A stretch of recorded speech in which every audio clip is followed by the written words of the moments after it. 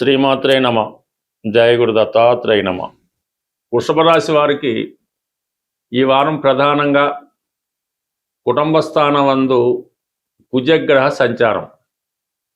ఇది కుటుంబ సభ్యుల మధ్య విభేదాలు జరిగే అవకాశం ఉంది.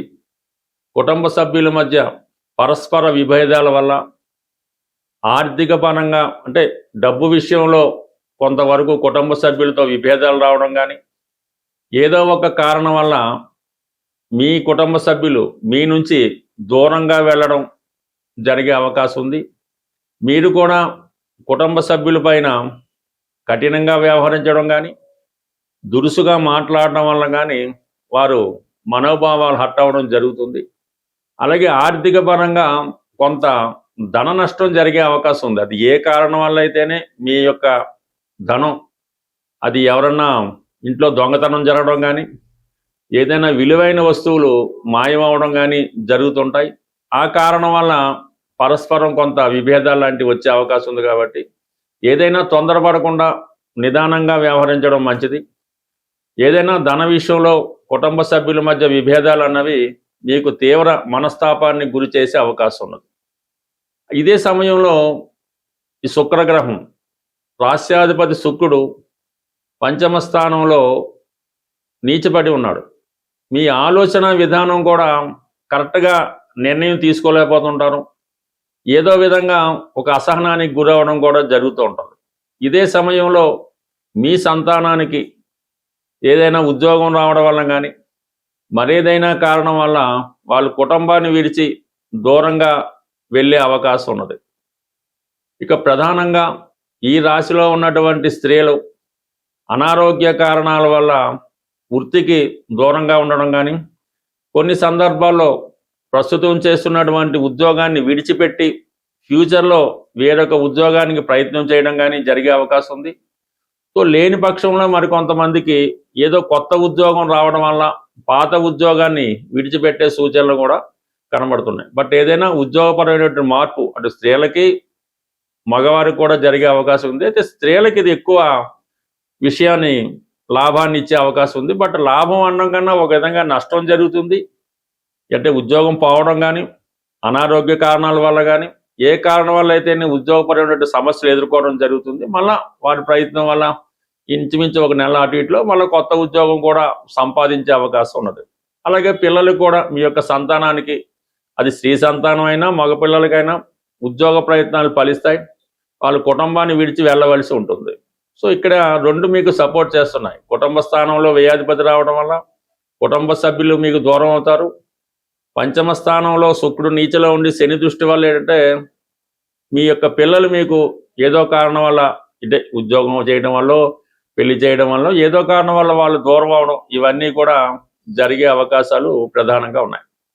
ఇక ప్రధానంగా మరి రవి, మూడో స్థానంలో రవిగ్రహం ఉన్నప్పుడు మీరు చేసే కొత్త ప్రయత్నాలు చాలా వరకు ఫలించే అవకాశం ఉన్నది. ఇక ప్రధానంగా గురువుతో కలిసి రవి తృతీయ స్థానం నుంచి సంచరించడం వల్ల ప్రధానంగా వివాహపరంగా మీరు చేస్తున్నటువంటి ప్రయత్నాలు చాలా వరకు ఫలించే అవకాశం ఉంది. అంటే ఏదైనా పెళ్లి చూపులు, సంప్రదింపులు, కొత్తగా ఫ్రెండ్స్ ద్వారానో బంధువుల ద్వారానో మ్యారేజ్ పీరియడ్లోనో పెళ్లి సంబంధాలు రావడం, దాన్ని ఎంక్వైరీ చేసుకోవడం, ఇదంతా కూడా మీకు ఈ ఆగస్టు నెల 17వ తారీఖు వరకు ఇటువంటి అన్వేషణ కొనసాగుతూ ఉంటుంది.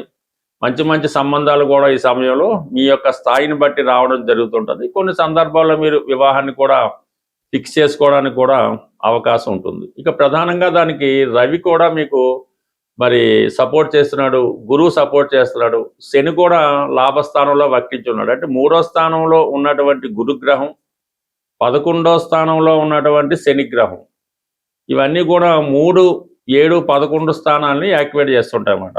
అంటే 3, 7 పెళ్ళి అన్నది మీ యొక్క ఆలోచన, కోరికలు, వివాహం, ఇవన్నీ కూడా ఎక్కువ సపోర్ట్ చేస్తున్నాయి. పైపెచ్చు గురువు ఈ వక్రించిన శని మీద 11వ స్థానాన్ని వీక్షించడం వల్ల వివాహం ద్వారా మీకు కొంత లాభం కలిగించే అవకాశం ఉంది. అంటే వివాహం ద్వారా లైఫ్ సెటిల్ అవ్వడం కానీ, వివాహం తర్వాత మీకు మంచి ఉద్యోగం రావడం కానీ, ఈ విధంగా మీకు వివాహం తర్వాత మంచి పాజిటివ్ రిజల్ట్స్ ఈ సమయంలో వచ్చే అవకాశం ఉంది. కాబట్టి వివాహ ప్రయత్నాలు చేస్తున్నవారు గట్టిగా వివాహ ప్రయత్నాలు చేస్తే 100% ఈ ఆగస్టు నెలలోనే వివాహం నిశ్చయం జరిగే అవకాశం ఉంది. బట్ ఏదైనా వృషభ రాశి వారికి చాలా గ్రహాలు సహకరించినప్పుడు కూడా కుటుంబ స్థానంలో ఉన్నటువంటి కుజ భగవానుడు మీరు ఇతరులతో మాట్లాడినప్పుడు కానీ, కుటుంబ సభ్యులతో వ్యవహరించినప్పుడు కానీ, ధనం ఖర్చు పెట్టినప్పుడు కొంత జాగ్రత్తగా ఆలోచించి నిర్ణయం తీసుకొని నిదానంగా వ్యవహరించడం మంచిది. లేని పక్షంలో ఇప్పుడు చిన్నగా మొదలైనటువంటి కుటుంబ విభేదాలు ఫ్యూచర్లో మరింత ఇబ్బంది పెట్టే అవకాశం ఉంటుంది. వృషభ రాశి వారు ఆగస్టు నెలలో ఏ గ్రహాన్ని శాంతించేయాలి, ఏ గ్రహాన్ని అనుకూలంగా పూజలు చేసుకోవాలి అన్న విషయం ఈ వీడియోలో తెలుసుకుందాం. మరి వృషభ రాశి వారికి శని భగవానుడు అనుకూలమైన స్థానంలో ఉండడం, 11వ స్థానంలో ఉండడం జరిగింది. మరి 11వ స్థానంలో ఉన్నటువంటి లాభ ఫలితాలు అంటే ఉద్యోగంలో ప్రమోషన్ కానీ, కొత్త ఉద్యోగం కానీ రావాలంటే అంటే ఇవ్వడానికి రెడీగా ఉన్నాడు. కాబట్టి శనిగ్రహ అనుగ్రహం నిమిత్తం ప్రతి శనివారం రోజు హనుమాన్ ఆలయం దర్శించడం, 5 ప్రదక్షిణలు చేయడం, వీలైతే మీ కోరిక నెరవేరేంత వరకు కూడా హనుమాన్ చాలీసా పారాయణ చేయడం, అలాగే మీరు దేని కొరకైతే ప్రయత్నం చేస్తున్నారో ఆ కోరిక నెరవేరేంత వరకు కూడా నియమంగా ఉండడం వలసింది. అంటే ఏదన్నా చిన్న చిన్న బలహీనతలు ఉంటే అది వాటిని దూరంగా ఉండడం మంచిది. అంటే వెజిటేరియన్, నాన్ వెజిటేరియన్ వాళ్ళు ఆహారపు అలవాట్లు మార్చుకోవాల్సి ఉంటుంది. మత్తు పదార్థాలకి దూరంగా ఉండడం మంచిది. అంటే మనం ఒక దీక్షతో శని భగవాన్ని పూజిస్తే కంప్లీట్గా మీకు మరి శని మీకు ఈ భాగ్య రాజ్యాధిపతిగా విదేశ ప్రయాణాన్ని, ఉద్యోగ ప్రయాణాన్ని ఇవ్వడం జరుగుతుంది. అలాగే 2వ స్థానంలో ఈ కుజగ్రహ ప్రభావం వల్ల కుటుంబంలో అశాంతి, భార్యాభర్తల మధ్య తగువులాటలు, కుటుంబ సభ్యులు మీ మాట వినకపోవడం జరుగుతుంది. దీని కొరకు మీరు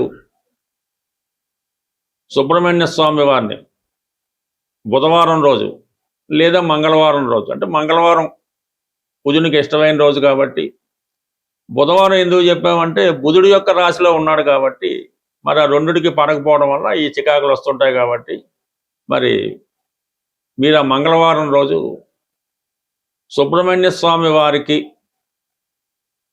చక్కగా పానకంతో అభిషేకం చేయించడం జరుగుతుంటుంది.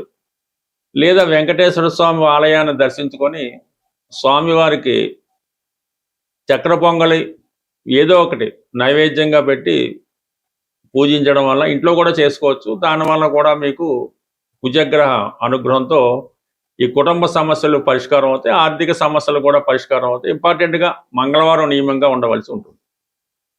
ఇక గురువు 3వ స్థానంలో శుభగ్రహం అనుకూలంగానే ఉండడం జరుగుతుంది ఇంచుమించుగా. రవి కూడా 3వ స్థానంలో బలంగా ఉన్నాడు. బుధుడు కూడా 3వ స్థానంలో ప్రవేశించాడు. కాబట్టి కంప్లీట్గా బుధగ్రహ అనుగ్రహం పొందాలంటే బుధవారం రోజు వెంకటేశ్వర స్వామి ఆలయంలో తులసిమాల ఇచ్చి అర్చన చేయించుకోండి. లేదంటే గురువు 3వ స్థానంలో ఉన్నాడు కాబట్టి ఏదైనా మీ యొక్క ఇష్టదైవం గురువు ఆలయం దర్శించండి. ఇప్పుడు గురువారం రోజు అంటే ఏ గ్రహం అనుకూలత కావాలో మనం ఆ గ్రహం యొక్క రోజున ఆ దైవాన్ని పూజిస్తే ఆ గ్రహం అనుకూలిస్తుంది. మనం పూజించిన రోజు మాత్రం కంపల్సరీగా మీరు నియమంగా ఉండవలసి ఉంటుంది.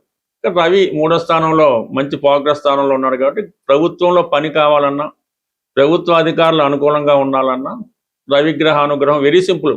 రవిగ్రహం చాలా సింపుల్గా మనకి ఆదివారం రోజు పరిహారం నియమంగా ఉండడం, ఆదిత్య ఉదయం చదువుకోవడం, ఆదివారం నియమంగా ఉండడం మీకు చక్కగా సక్సెస్గా 3వ స్థానం కాబట్టి ప్రారంభించిన పనులు 100% పూర్తవుతాయి.